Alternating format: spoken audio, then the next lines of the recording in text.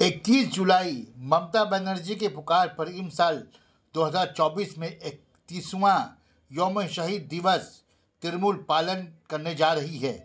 31वां शहीद दिवस को कामयाब बनाने के लिए टीटागढ़ शहर तृणमूल कांग्रेस की जानिब से चेयरमैन कमलेश साहू के नेतृत्व में म्यूनसिपलिटी के सामने जनसभा का आयोजन किया गया।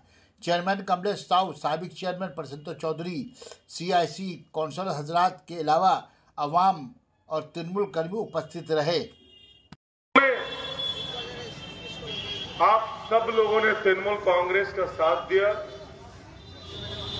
और 2019 की अपेक्षा हमारे कैंडिडेट पार्थो भौमिक जी को टीटागढ़ से बहुत ज्यादा वोट मिले।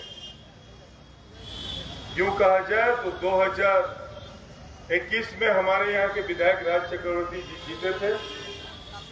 उस वोट की अपेक्षा भी टीटागढ़ की जनता ने इस बार ज्यादा वोट दिया।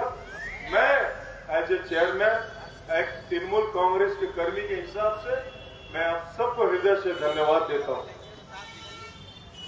लोकतंत्र के मंदिर में न्याय और अन्याय का फैसला जनता करती है और बैरकपुर के जनता ने इस बार न्याय किया और बैरकपुर लोकसभा के अंदर से एक गुंडा राज खत्म करने का फैसला लिया। और यही कारण है कि आज एक सभ्य, एक पढ़ा लिखा इंसान पार्थो भौमिक हमारे यहाँ के सांसद, कल वो आए थे हमारे यहाँ, हमारे नगर पालिका में, और उन्होंने वहां से लोगों को, टीटागढ़ के लोगों को विशेष तौर पर धन्यवाद दिया। एक परसेप्शन बना हुआ था हमारे ऊपर के नेताओं के अंदर कि हिंदी भाषा भाषी इलाके में हम लोगों को वोट नहीं मिलता है। मगर सैल्यूट करता हूं मैं टीटागढ़ की जनता को, टीटागढ़ के नागरिक को, कि आप सब ने उन परसेप्शन को खत्म कर दिया और दोनों हाथ उठाकर इस बार भी आप लोगों ने तृणमूल कांग्रेस को वोट दिया, तृणमूल कांग्रेस के उम्मीदवार को आशीर्वाद दिया और टीटागढ़ से अच्छे खासे वोट से उन्हें जीतने में मदद की। इसके लिए हम सब लोग आपके आभारी हैं, हम सब लोग आपके कृतज्ञ हैं। और यही नहीं, इसी कर्म में कल आपके हमारे प्रिय विधायक 2021 में जिन्होंने अपने दोनों हाथ उठाकर आशीर्वाद करके बैरकपुर से MLA बनाया था, उन्हें भी ये महसूस हुआ कि हमारे यहाँ की जनता अब साथ चलना चाहती है, विकास के साथ चलना चाहती है, डेवलपमेंट के साथ चलना चाहती है, अब मंदिर मस्जिद के साथ नहीं चलना चाहती है। इन्हीं कर्म में कल उन्होंने टीटागढ़ के लोगों को एक उपहार स्वरूप टीटागढ़ नगर पालिका को अपने फंड से एक एम्बुलेंस मुहैया कराया। मैं धन्यवाद देता हूं दिल से MLA साहब को। ये हो पा रहा है इसलिए कि ये हमारी जो टीम है, ये टीम वर्क हो रहा है टीटागढ़ में। एक टीम पूरी तरह से काम कर रही है टीटागढ़ के विकास के लिए, टीटागढ़ के डेवलपमेंट के लिए, टीटागढ़ को आगे ले जाने के लिए। और उस टीम का कैप्टन है राज चक्रवर्ती जी, हमारे विधायक साहब, जो हर मौके पर हमें ये बताते हैं, हमें ये समझाते हैं कि आपका इलाका बहुत पिछड़ा हुआ है, इसे आगे ले जाना होगा, लोगों के साथ मिलना होगा, लोगों से बात करना होगा और लोगों से बात करके टीटागढ़ के विकास को आगे ले जाना होगा, टीटागढ़ के डेवलपमेंट को आगे ले जाना होगा। यहाँ जो एक दिमाग में परसेप्शन बैठा है कि टीटागढ़ एक क्राइम सिटी है, इस परसेप्शन को खत्म करना होगा, एजुकेशन को बढ़ाना होगा।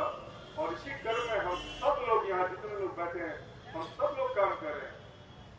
लोगों से सुनने को मिलता है एप्रिशिएशन, तो अच्छा लगता है कि टीटागढ़ पहले से बेहतर है। टीटागढ़, छोटी सी बात बताऊं कि उस नेत्री के नाम में ही ममता है, जो छोटी छोटी बातों को, लोगों के छोटे छोटे जरूरतों को ध्यान में रखती है।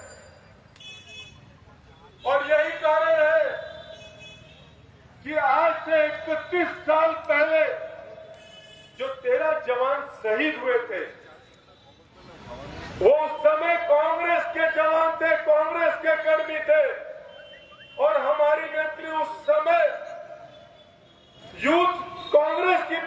थी और उस वक्त ये घटना हुआ था। अनुमानतः ये काम तो करना चाहिए था कांग्रेस को,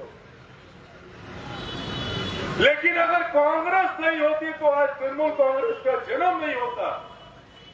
आज एक नेत्री, हम लोगों को गर्व होता है कि हम गर्व से कह सकते हैं कि हमारी नेत्री का नाम ममता बनर्जी है, जो 31 वर्ष बाद भी अपने कर्मियों को नहीं भूली है। और कांग्रेस के जमाने में जिस दल ने कांग्रेस के 65,000 से ज्यादा कर्मियों को हत्या किया था, मार डाला था, आज कांग्रेस उसी पार्टी के साथ हाथ से हाथ मिलाकर समझौता करके राजनीतिक लाभ लेने के लिए चुनाव मैदान में आ जाती है। ऐसे दल को विश्वास करेंगे? लोग ये कह रहे थे कि ये कैसा खेल हो रहा है कि इंडिया जोट भारतवर्ष में है, ममता बनर्जी कांग्रेस सीपीएम सब भारतवर्ष में एक साथ है, बंगाल में क्यों नहीं? बंगाल में यही कारण है कि हम बंगाल में इनके साथ इसलिए जोड़ नहीं करते कि इनका सिद्धांत नहीं है। बंगाल में 65,000 कर्मी के मरने के बाद जो पार्टी मार देती है हमारे कर्मियों को, उसके साथ ये हाथ मिला लेती है। और यही वजह है कि ममता बनर्जी को जब लगा कि कांग्रेस के साथ रहकर हम सीपीएम को खत्म नहीं कर पाएंगे, तब उन्होंने एक अलग पार्टी बनाई और एक अलग प्लेटफॉर्म बनाकर लोगों का दिल जीता, लोगों का विश्वास जीता और एक जबरदस्त लड़ाई सीपीएम के अगेंस्ट लड़ी। और नतीजा पश्चिम बंगाल के लोगों ने दोनों हाथ उठाकर ममता बनर्जी को आशीर्वाद दिया और 2011 में हमारी सरकार आई। मैं बता रहा था कि छोटी छोटी जरूरतों को ममता बनर्जी समझ रही थी। नहीं तो बताइए ना, पश्चिम बंगाल का जन्म तो आज नहीं हुआ। ममता बनर्जी तो 2011 में आई थी। इसके पहले तो यहां शासन होता था, कांग्रेस शासन किया, उसके बाद सीपीएम शासन किया। कभी किसी ने सोचा था क्या कि हमारे घर की महिलाओं को लक्की भंडार चाहिए? बताइए ना, कभी किसी ने सोचा था क्या कि हमारे स्कूल के बच्चों को सबुज साथी का साइकिल चाहिए? किसी ने सोचा था क्या कि बच्चियों को कन्याश्री चाहिए, रूपश्री चाहिए? कभी किसी ने सोचा था क्या? तो मैं बता रहा था कि इसके नाम में ममता है। मैं तो कहता हूं कि अगर इंसानियत है, 18,363 महिलाएं सिर्फ टीकागढ़ में लगभग 1,83,00,000 रुपया हर महीने हर महिला के अकाउंट में आ रहा है, 1,000 रुपया करके लक्की भंडार का। मैं तो कहता हूं कि अगर सच में थोड़ी भी इंसानियत है तो मैं कहता हूं कि हर घर से एक एक आदमी को निकल कर दीदी के आंदोलन में जाना चाहिए, 21 जुलाई के आंदोलन में जाना चाहिए। दीदी क्या नहीं दे रही है?